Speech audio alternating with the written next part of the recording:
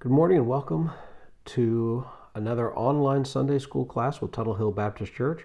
As always, we like to begin by reminding you that we here at Tuttle Hill Baptist Church believe that Jesus is the Christ, that He's the Son of the living God who lived a perfect life and died a sacrificial death for your sins and for my sins, and that He rose from the grave 3 days later. If you would like more information, we would encourage you to follow the link in our description. It will take you to a full gospel presentation, as well as how to respond to the gospel and how to connect with Tunnel Hill Baptist Church. If you live in the Hardin County, Kentucky area, we would invite you to join us for worship right here at Tunnel Hill Baptist Church at 11 o'clock on Sunday mornings. If you do not live in the Hardin County, Kentucky area, we would still like to connect with you to help you find a Bible-believing church where you do live. As we continue in our Sunday school series, we are on session 9, which is titled, I Am He. And we're going to be looking at John chapter 18, verses 1 through 11. So again, this is session 9, titled, I Am He, looking at John 18, 1 through 11. Our study begins with these words. It says, most of us have mistaken someone for another person. Once we discover they are not who we thought we were, we may be amused, embarrassed, or relieved. In the Garden of Gethsemane, there was no way they mistook Jesus for someone else. Not only did Judas identify him with a kiss, but Jesus also boldly stated, I am he. He was not afraid of Judas or of the mob. This was his hour. Jesus is still in control of every situation, even the ones we find overwhelming. And this leads our book to ask this question: when have you mistaken someone for another person, and how did you react once you realized their identity? And we're going to ask questions throughout this study, and here's what we want you to do when we ask those questions. We want to encourage you to pause the video. And if you're watching this by yourself, get a notebook and a pen and just take some time to write out a response to what we're asking. This will kind of help you have some interaction with us as we go through this study. If you're watching this with family or with your spouse, we would also encourage you to pause the video and actually have a discussion, actually talk through those things. And then whenever you're ready, in both cases, just hit play again and we'll keep going in our study. Again, remind you, our first question is, when have you mistaken someone for another person, and how did you react once you realized their identity? Pause the video, take a couple minutes to write some things down or discuss it, and then we'll keep going in our study.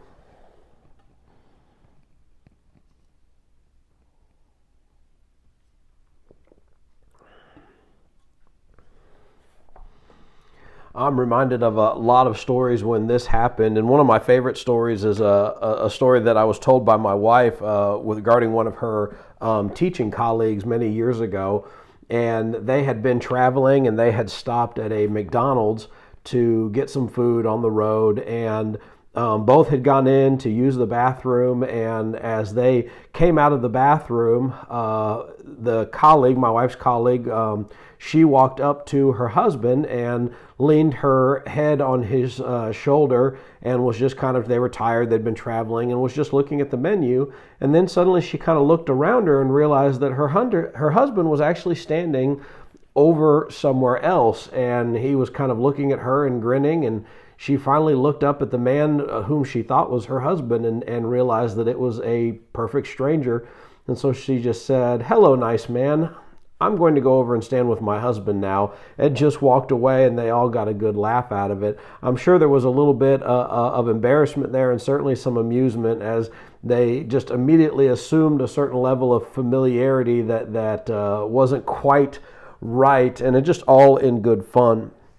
The book goes on to say this: Jesus was used to crowds that recognized him. In John 18, though, a crowd came looking for him for a different reason. They didn't recognize him at first, but they soon found that there was no one like him. John chapter 18, as you're going to see in just a moment, moves the gospel into its next section. We are moving away from this time of the high priestly prayer and Jesus praying over his disciples and what was about to transpire, and moves him into a new arena, and very much so moves him into that time of betrayal. Jesus had a place near Jerusalem where he would often go alone to be with his Father. And in this particular time, he goes to this place in order to be not only alone for some time of prayer, but also he brings his disciples into that time. Known as Gethsemane, this was where Jesus took his disciples after the upper room, and it's also where the mob found him. So let's jump into our passage and let's familiarize ourselves with this place. We're going to look at John chapter 18, and we're going to begin in verse 1, and we're going to read through to verse 3 to begin with. And as we do so, I want you to listen for the words describing where Jesus and their disciples had gone. So let's pick things up. We're going to be in John chapter 18, starting in verse 1 and reading through to verse 3. It says this: After Jesus had said these things, he went out with his disciples across the Kidron Valley, where there was a garden. He and his disciples went into it. Judas, who betrayed him, also knew the place because Jesus often met there with his disciples. So Judas took a company of soldiers and some officials from the chief priests and the Pharisees and came there with lanterns, torches, and weapons. So right off the bat, we see this place as being identified as kind of across from the Kidron Valley. The word Kidron is connected to the word cedar. And so this was a valley just to the east of Jerusalem. There was water that would run through the bottom of it. There were cedar trees that kind of scattered about the place. And they left Jerusalem. They left not only the upper room, but also Jerusalem in its entirety, cross over this small body of water, maybe through a bridge, or maybe there's just a passable area, and they go to this garden. Now, interesting thing, the way it's designed and the way that's kind of explained with this garden, it implies that it really was a designated area. Odds are that this was a place that had walls and some sort of stone wall, so it was separated from the hill itself. If we can look at the other Gospels, it's going to specify this was the Mount of Olives or Mount Olivet. Also the word, because we know this to be the Garden of Gethsemane, the word Gethsemane means wine press, it means wine press, or could mean olive press.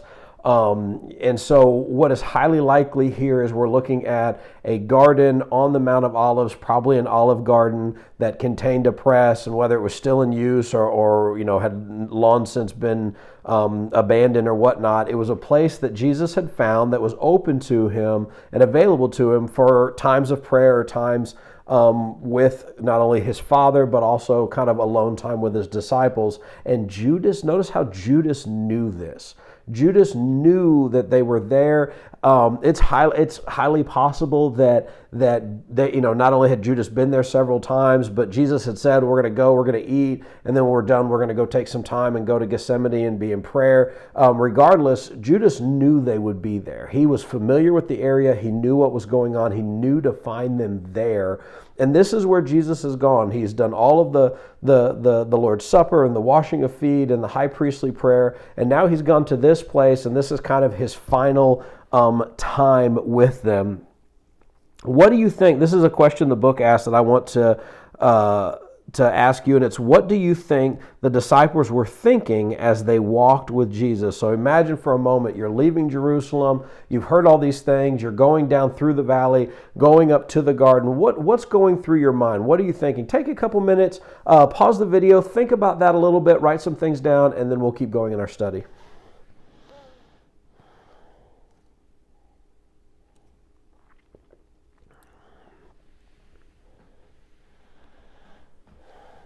All right, so what do you think?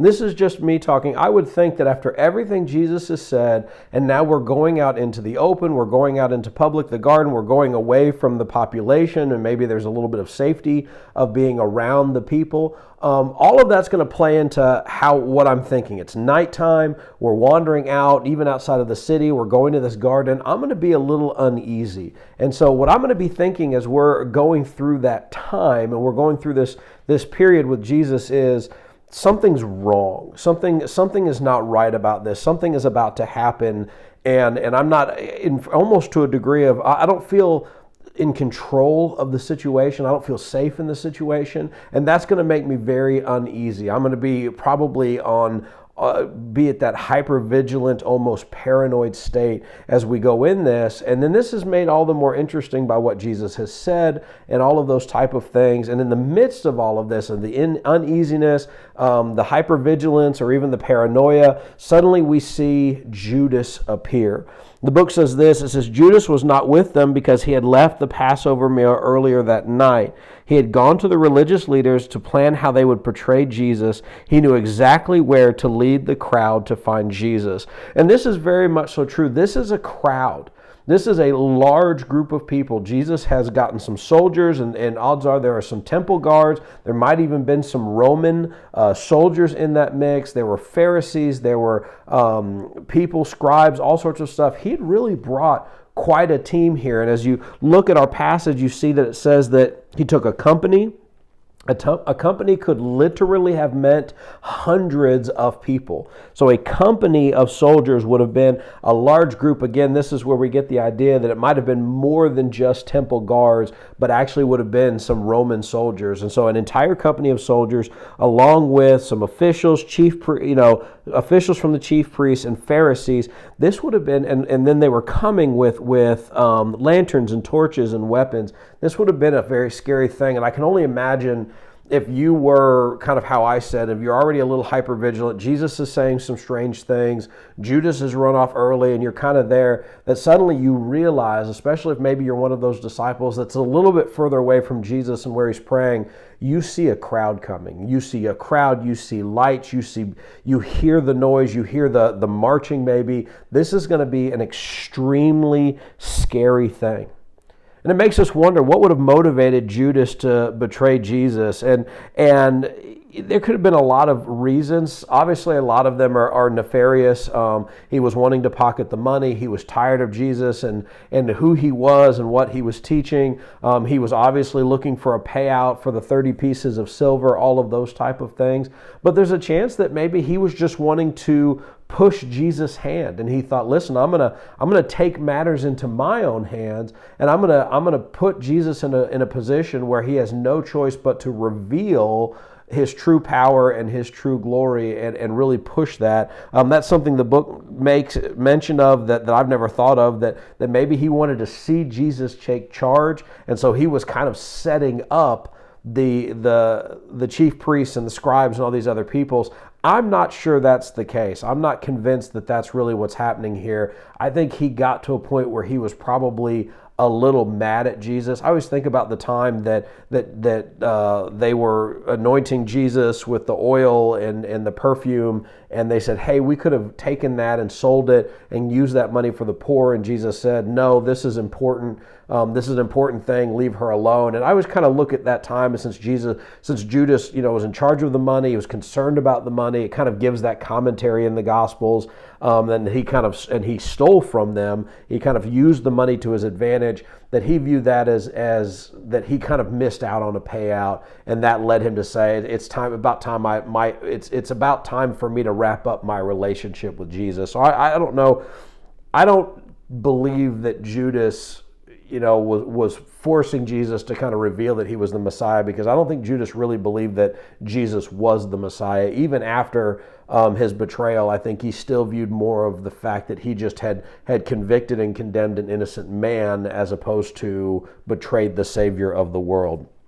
This does lead to a question that I want you to pause the video and ask, and it's this: what does the presence of armed soldiers tell us about the expectation of Judas and the accompanying officials? Notice again in verse 3 it says that all of those people in company of soldiers came there with lanterns and torches and weapons. What does that say about what they expected from Jesus and his followers? Pause the video, take a couple minutes, discuss that, and then we'll keep going in our study.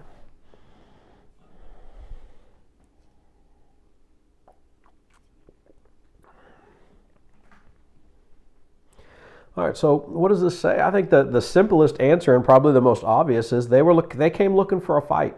They expected Jesus to fight, to run, to do something that would require the soldiers to engage and to fight.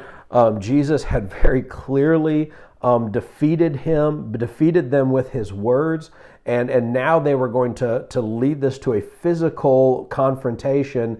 And they weren't sure if Jesus would fight or if maybe his disciples would fight so that he could flee. They really weren't sure what Jesus was going to do.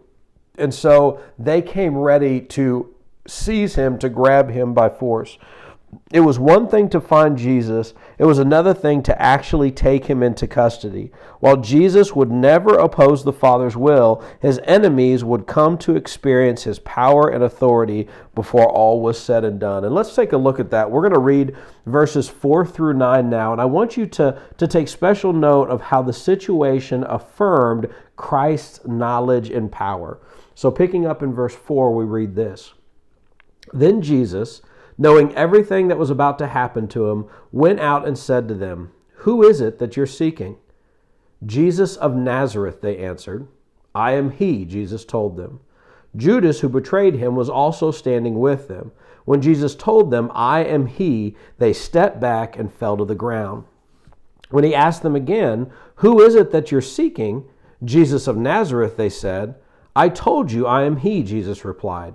"So if you're looking for me, let these men go." This was to fulfill the words that he had said, "I have not lost one of those who you have given me." So we have this cool moment here. If you take special note of it, there's 2 times in this passage where Jesus says, "I am he." And there's a lot of that would lump this time in with the "I am" statements that we see from John as he writes his gospel. And it's interesting to note that he comes out. Now, odds are, he came out, Judas greeted him with a kiss, and then he said, "Who are you looking for?" And that's kind of how this whole thing took place. John doesn't mention the kiss. I tend to believe that John doesn't mention the kiss because it is mentioned so thoroughly elsewhere. I always feel like John is writing his gospel in light of some of the other gospels, and so he doesn't include things that are very clearly in them because he's filling in the gaps from what he saw and what he experienced firsthand. And so we probably had Jesus came out, Judas kissed him. He started asking these questions, these questions, "Who are you looking for?" And when they say Jesus of Nazareth. Notice they don't call him rabbi, they don't call him master, they don't call him good teacher, they don't call him anything that he has been called by the crowds since his ministry has begun. He is only given kind of the most simple name, Jesus of Nazareth, the Jesus guy who is from Nazareth. That's Nazareth. That's who we are looking for. And his response is, "I am. I am he, ego eimi." And he's saying, "I am the one you are looking for." This is very clearly a callback to the "I am" statements that we see from Exodus 3:14. This is God's personal name to his people. John records several instances in his gospel where Jesus used "I am" to describe himself. Each time he was affirming his deity, and each time his enemies understood exactly what he was claiming, and that's why they wanted to kill him. After Jesus identified himself, what happened to the crowd? Take a couple minutes and look at that. Actually, we're not going to pause the video, but just take a moment, look back. It says that he said, I am he. It says that Judas was there, who betrayed him. And when Jesus told them, "I am he," they stepped back and fell to the ground. I thought this was interesting. One of the things that the book mentions is that this could have been a fallback, as in to get into a defensive position, that the soldiers, when they recognized that this was Jesus, that they kind of armed up. It'd be similar today if you were a police officer and you knew that there was a person that was a person of interest, a wanted person that was believed to be convicted of a crime, and say you did a normal traffic stop, and then during the course of the traffic stop, you realize that this is an escaped convict, or this is someone that is being charged with maybe a really bad crime. And so then immediately the police officer doing the traffic stop is going to take some steps back, draw his weapon, and tell the person what to do. This could have meant that. It probably didn't. The term has a much more powerful word to it, and so the idea is not that they drew back in order to prepare for a fight, but more likely that they kind of drew back in astonishment, that they kind of fell backwards, shocked at the lack of fear at them, and maybe just the authority that's there. I tend to read this is just me talking, I tend to read this as something divine happened here. that they said, we're looking for just some guy named Jesus of Nazareth. And when he said, that's me, I am he, that something, the Holy Spirit, something happened in that moment that caused the people, something about the glory of God perhaps, that caused them to fall back in shock and even fear because of who this was that they were talking to. The book asks this question. I'd like you to pause the video and discuss it a little bit. And it's this: what order did Jesus give them in verse 8, and why should that have seemed unusual? So take again another look at verse 8. I'll read it with you. He said, I told you I am he, Jesus replied. If you are looking for me, let these men go. So that's verse 8. What does he ask them, and why is that maybe an unusual thing to ask in this situation? Pause the video, write some things down, have that discussion, and then we'll keep going in our study.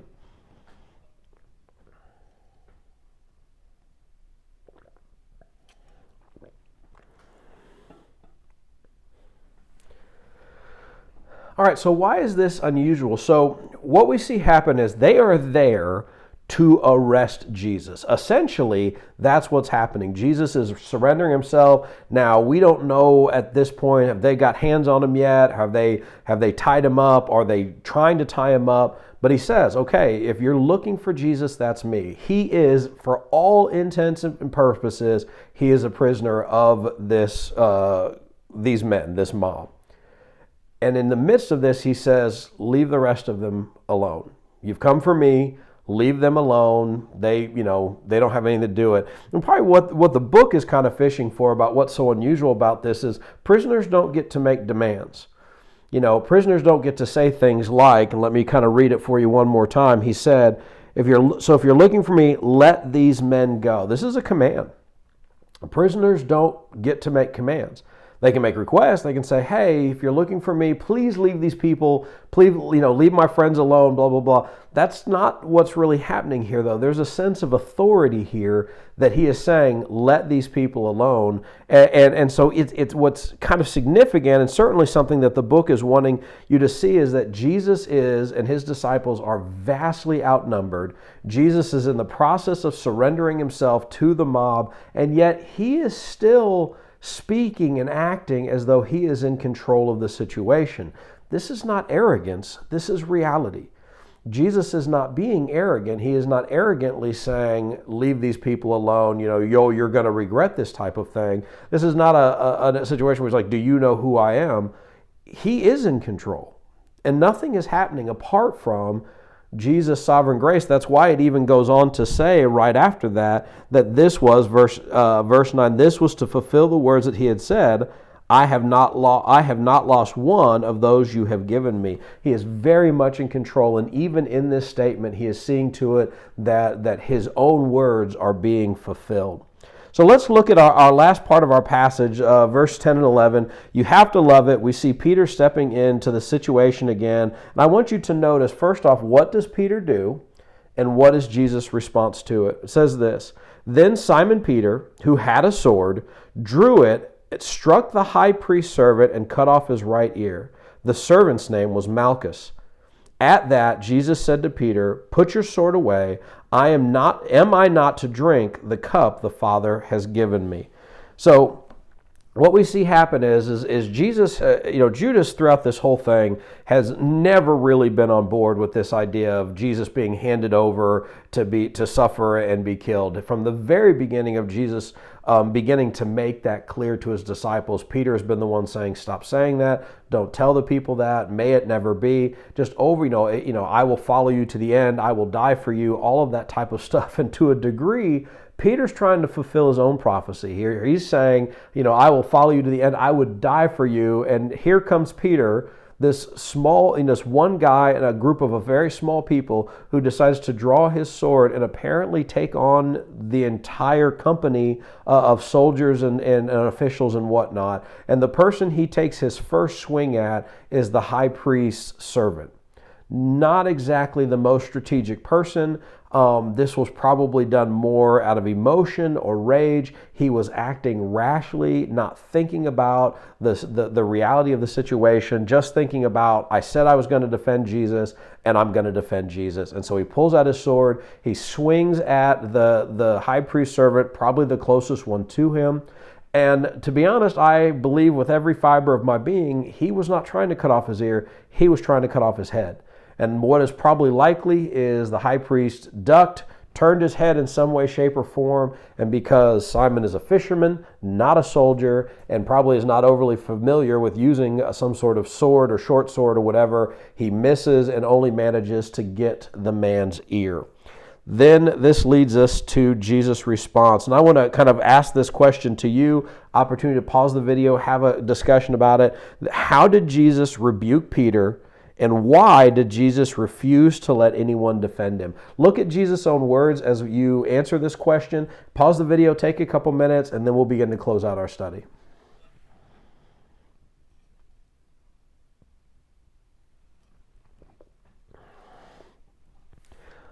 All right, let's look at how Jesus rebukes him. So he cuts off the right ear of Malchus, and Jesus says this, "Put your sword away." Now, I got to be honest, probably what is happening in this moment is Jesus is diffusing the situation. For Peter to draw a sword and begin to swing it around would have meant certain and immediate death for Peter if the company of soldiers comes into the situation. In fact, if Peter had probably swung that sword at anyone except this servant, he probably would have been killed instantly. They would have hit him with arrows. They would have stabbed him immediately. This would have been probably not only the end of Peter, but really the entire group of disciples, maybe Jesus also.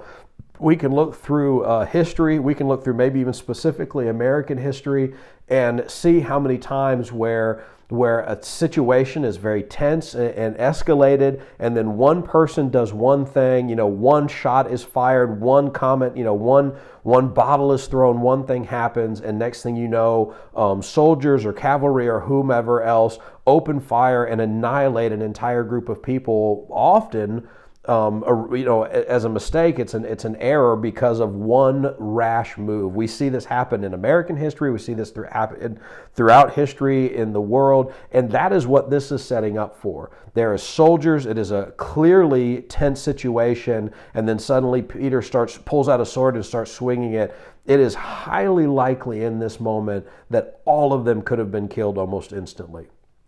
But Jesus steps into the situation. Again, I think kind of showing that Jesus is in control, and he says, enough of this. Put the sword away. This is not what your purpose is. This is not what is supposed to happen. And again, Jesus shows himself to be in control of the situation. And not only does he tell Peter to put the sword away, but then reminds him that he says, am I not to drink the cup that my Father has given me? He knows what he has come to do, that this is all part of the plan. And he's really pointing out in the midst of this, I am still in control of the situation. This is what I was brought here to do. This was my mission on earth. This is the plan. He's known that. We can go to some of the other Gospels and look at the conversation Jesus had with God in the Garden of Gethsemane of saying, nevertheless, not my will be done, but your will be done. And Jesus is ready and prepared to drink the cup that God has in store for him. This asks the question, what is that cup supposed to be? The book kind of puts it this way, that the cup was his suffering and his death, and he was not going to retreat from what that mission was. Jesus had come to drink of the cup of God's wrath, not because he'd earned it, but because we have earned it. And so Jesus steps in to our place. They made, as 2 Corinthians says, that he made him who knew no sin to be sin on our behalf so that we might become the righteousness of God. And Jesus is here to this moment. His hour has come, and he is going to drink the cup of God's wrath and God's judgment for us and for Peter, so that we might have his righteousness and an opportunity at new life through a relationship with Christ Jesus. The book asks this as kind of a final question. Why was it important for John to note Jesus' response to Peter? And when we think about this, this is the thing that really drives home what Jesus came to do. I've kind of already answered this question, that the reason that he has this, he says this, that he responds in this way to Peter, is he said, look, I have come for this purpose. I have come to do this. This is not a mistake. This is not an error. This is not something you need to fix. This was my purpose. The book closes with this. It says, Jesus surrounded by the crowd, but he did so on his, or excuse me, Jesus surrendered to the crowd, but he did so on his own terms. He was in complete control the whole time, and he is still in control of every situation we face.